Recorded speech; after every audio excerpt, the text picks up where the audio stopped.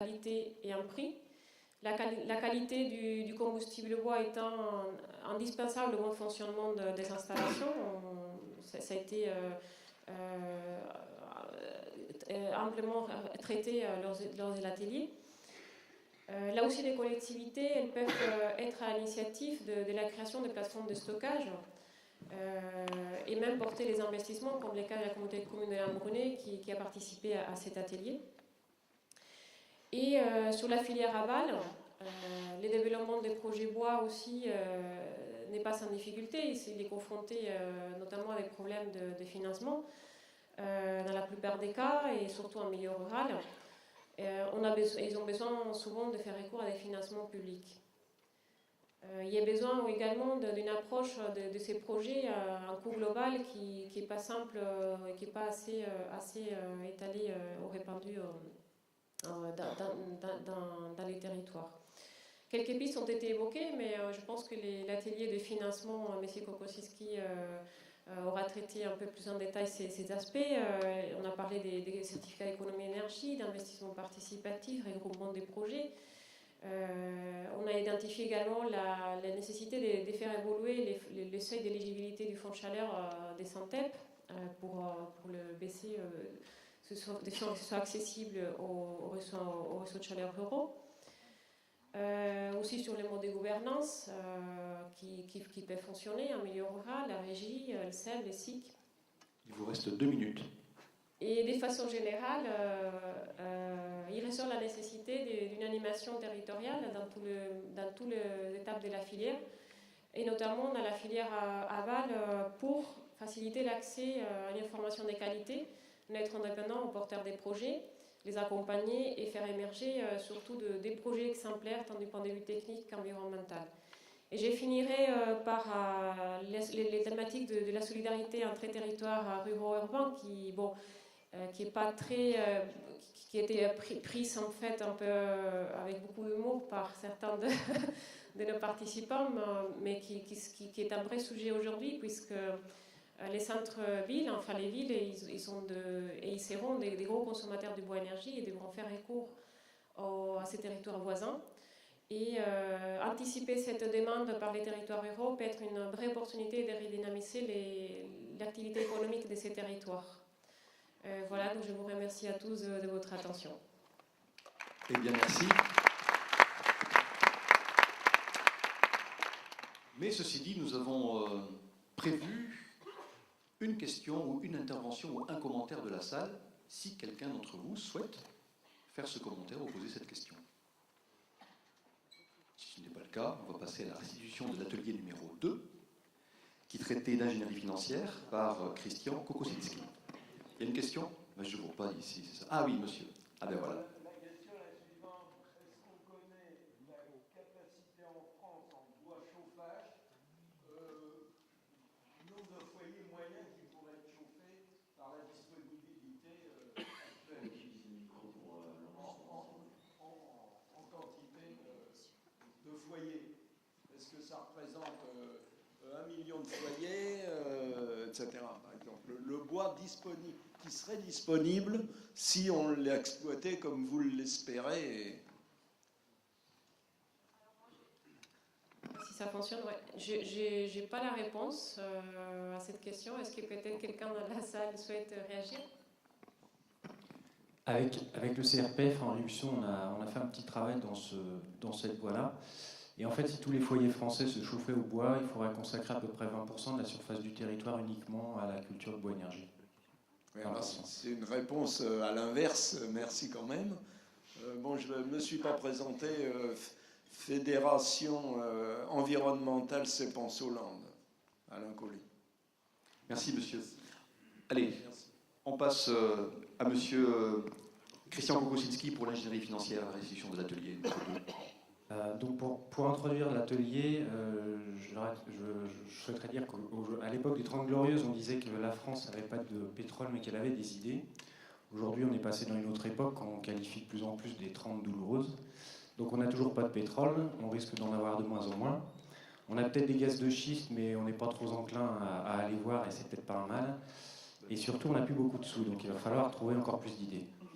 Donc les chantiers en fait attenant à l'ingénierie financière ont tourné autour de la future loi de transition énergétique, autour de 3 thèmes principaux qui ont peut-être déjà été évoqués lors des précédentes rencontres TEPOS.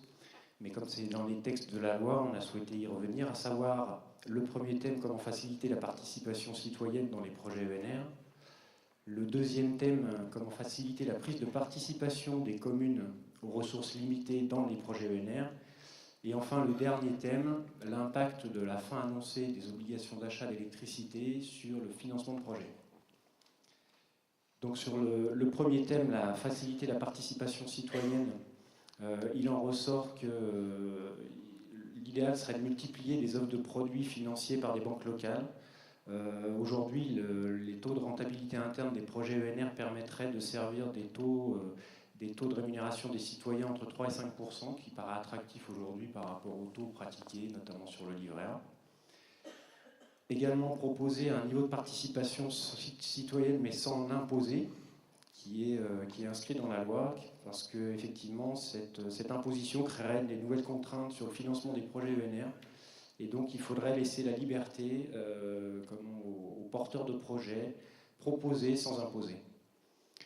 Et enfin, sécuriser cette participation citoyenne en réservant une entrée dans les projets, mais après 2 ans d'exploitation consolidée, notamment au regard de certaines filières qui tendent à montrer qu'il y a quand même une vraie sensibilité financière de rentabilité et de retour sur investissement dans le long terme. Donc la spécificité de l'épargne française, c'est qu'elle souhaite avoir des produits quand même assez sécurisés, et ça permettrait effectivement d'améliorer, de consolider et d'encourager les citoyens à investir.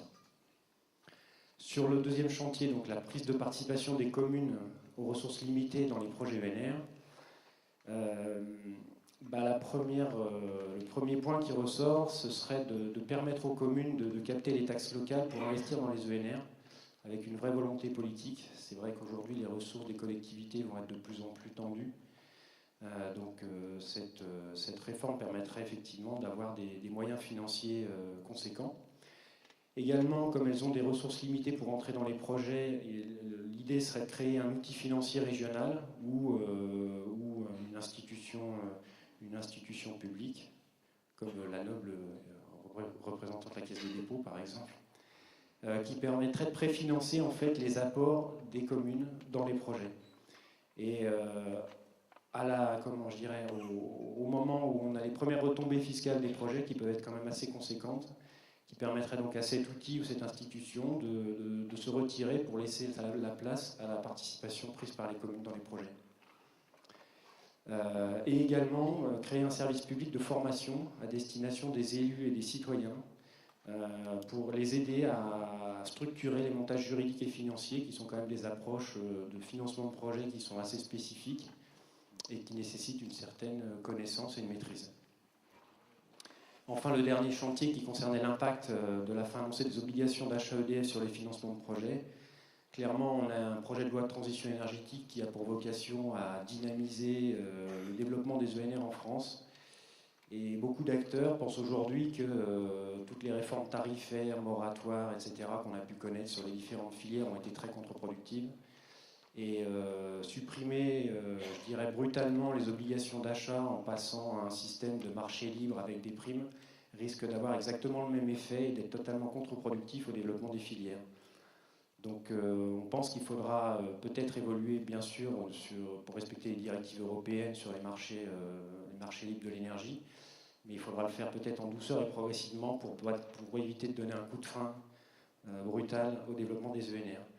Et puis également, l'ouverture des marchés et la fin des obligations d'achat permettra également de développer de nouveaux modèles de vente d'énergie, à savoir répondre à des autoconsommations de territoire, à des besoins spécifiques de territoire, et également de renforcer les rôles de certaines coopératives qui vendront de l'électricité verte entre les producteurs et les citoyens. Je pense notamment à Enercop qui a fait une intervention et présenté ses activités. Il vous reste 2 minutes. Eh bien, c'est très bien parce que j'ai fini. Merci beaucoup. À nouveau, peut-être une intervention de la salle, un commentaire, une question, si tout est clair. Eh bien, nous allons passer à la restitution de l'atelier numéro 3 qui traitait d'ingénierie publique territoriale avec Emmanuel Poncet. Ça. Alors oui, je vais rapporter donc le contenu de cet atelier, ingénierie publique territoriale. Alors très nombreux, 70 personnes sur les 2 sessions, des gens très motivés, avec des convictions qui se sont vraiment exprimées. Je souhaitais le transmettre à l'Assemblée. Alors, sur ce point, constat que vous connaissez certainement tous, pas de modèle unique en termes d'organisation dans les collectivités, en raison de la diversité des territoires, d'un point de vue d'échelle, de la distribution des compétences dans les structures, historiquement présentes sur le territoire, par exemple, et pas de modèle unique donc, en termes d'organisation. Alors, pour enclencher la démarche TEPOS et s'organiser en interne dans une collectivité, qu'est-ce qu'on peut faire de manière relativement pratique? Je vais vous donner quelques pistes qui ont été évoquées. J'ai essayé de les lister, je dirais, d'une manière relativement logique, de manière à ce que la collectivité puisse, sur ce point, on va dire, monter en compétence. Première chose qui a été soulevée et répétée, pratiquer le réseautage. Donc, travailler en réseau de manière systématique, prendre son téléphone, envoyer des courriels. Pourquoi faire? Bien, détecter les compétences, les ressources locales au plus proche de sa propre collectivité et aller toujours un peu plus loin, aller chercher ces compétences disponibles localement, je dirais jusqu'à l'échelle régionale par exemple, en s'appuyant justement sur la région, élément moteur qui va devenir un pilote, je dirais, renforcé certainement avec la loi.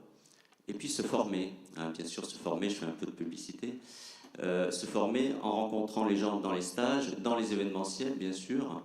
On rend hommage aussi aux rencontres nationales TEPOS, bien sûr. Voilà, donc ça c'est très important, rencontrer les gens. Deuxième étape, je dirais, c'est que la collectivité puisse affirmer son rôle dans le domaine de l'énergie, afficher cette affirmation, cette assurance qu'il va falloir acquérir. Parfois, bien sûr, certaines collectivités ont cette compétence depuis longtemps, mais de nombreuses collectivités de taille modeste se doivent petit à petit d'afficher cette compétence. Alors, bien sûr, cela va de pair avec le portage politique, c'est très important. Donc, les agents sont très demandeurs en la matière. Alors, comment affirmer cette compétence? Eh bien, à minima, en ayant en interne une compétence, donc je dirais en termes de ressources humaines, eh bien peut-être un emploi à temps plein ou la moitié pour commencer, mais de manière très pragmatique, donc avoir cette compétence en interne. Ou bien aller la chercher, comme on l'a dit juste avant, à travers le réseau local. Ensuite, étape suivante, faire preuve de créativité dans les modes de coopération, puisqu'on va voir chez le voisin à côté ce qui se passe et quelles sont ses compétences et comment est-ce qu'elles peuvent être partagées, mutualisées, et bien mettre en place des modes de coopération entre différentes structures, mais aussi au sein de la collectivité elle-même et avec les partenaires extérieurs de bonne volonté. Donc vraiment cibler ces partenaires moteurs. Enfin, aussi, donc, en termes de mode de gestion, favoriser l'adaptabilité en prenant en compte ce que je viens d'évoquer, c'est-à-dire le contexte des compétences plus ou moins éloignées sur le territoire. Alors, étape suivante, mettre en œuvre des actions simples, et elles sont relativement nombreuses et peu coûteuses, par exemple en matière de maîtrise de l'énergie. Ça, c'est possible assez facilement. Dès lors qu'on travaille en réseau, on peut très facilement se faire conseiller et surtout en quantifier donc, les retombées économiques et environnementales. Et donc, sur ces retombées, communiquer de manière très forte. Alors, ceci aura pour objectif, et espérons-le pour conséquence, de créer une dynamique positive, globale, dans laquelle bien, la collectivité ne manquera pas d'être exemplaire, par exemple, sur ces bâtiments publics, mais là encore, la loi va pouvoir aller dans ce sens-là, en privilégiant donc des bâtiments neufs BPOS. Alors, ceci va avoir aussi, espérons-le, pour effet d'assurer la crédibilité de la collectivité qui va s'affirmer comme étant compétente en matière d'énergie et auprès du citoyen. Donc le citoyen va être réassuré vis-à-vis, je dirais, de la puissance publique locale. Donc ça, c'est un point aussi important. Donc on voit qu'il y a beaucoup de communication dans les idées qui ont été évoquées sur ces compétences.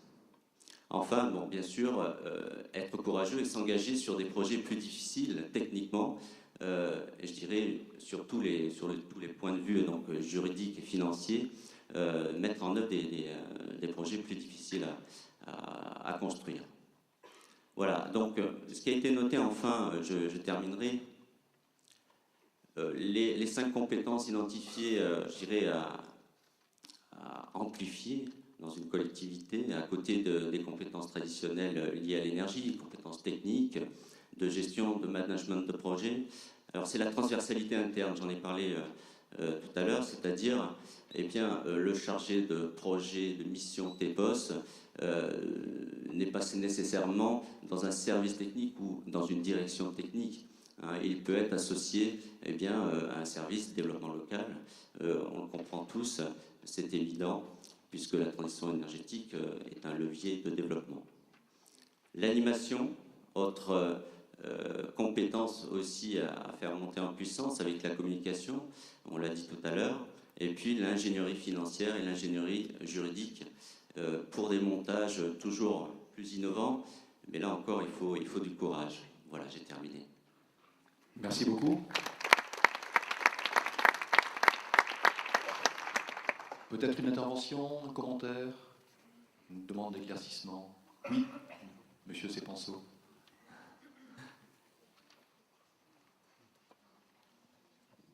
Je commence par m'excuser de toujours être le seul, enfin il me semble, à avoir dit. Vous avez prononcé une fois le mot d'environnement, vous avez parlé de la conséquence de l'ingénierie sur l'environnement. En tant que fédération environnementale, nous regrettons souvent d'avoir à compulser les enquêtes publiques pour constater que nous avons des regrets à émettre et que souvent on devient défavorable, on est souvent défavorable au projet parce qu'il semblerait que l'environnement n'ait pas été étudié en aval. Alors on aimerait mieux être positif en donnant nos idées d'environnement avant qu'en étant obligé de passer pour des empêcheurs de tourner en rond après. Merci, on va faire passer le message à M. Poncet, à savoir concertation en amont. Merci. C'était ça. Très bien. Eh bien. Écoutez, si vous le souhaitez, si vous voulez bien, on va passer à la restitution de l'atelier numéro 4 qui traitait d'économie circulaire avec Thierry Tognotil. Bonjour à tous. Donc effectivement, notre thématique de l'atelier 4, c'est l'économie circulaire. Donc c'est en synthèse donner une seconde vie aux déchets en faveur de l'énergie durable. Il se trouve que j'ai une petite expertise sur le sujet ou compétence puisque nous on recycle du papier pour fabriquer de la ouate de cellulose. Donc on est dans cette démarche.